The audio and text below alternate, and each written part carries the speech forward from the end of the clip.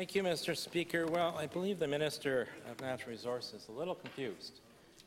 He's speaking to the clean fuel standards that will become regulations under the Canadian Environmental Protection Act, which have been negotiated between provinces, industry, and the federal government over the last 7 years.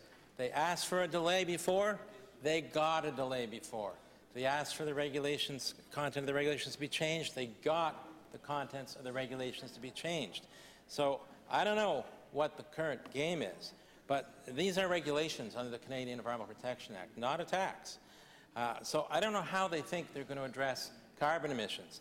They don't like the carbon tax, which is the market-based solutions that, right-wing conservatives came up with, Mr. Speaker, to use the market to drive down carbon emissions and let the innovation of industry and business solve the problems. They don't like legislation or regulations that will bring down carbon emissions, Mr. Speaker. They don't like investing in projects that reduce emissions, like public transportation, even when the money is available from the federal government under the infrastructure fund.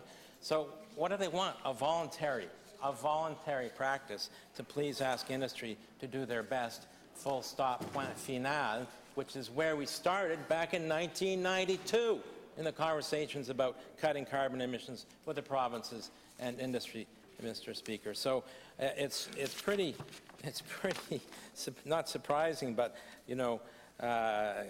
confusing, I think, for anyone listening to the minister about what this actually means. There are so many compliance mechanisms available to the refinery, for example, Mr. Speaker. It's just that they've chosen to lobby and lobby and lobby and lobby and lobby to further water down these regulations, so they haven't done anything to take advantage of any of the menu of compliance options they have, and so they're left with, given the time, probably buying credits, which is the most expensive option on the table.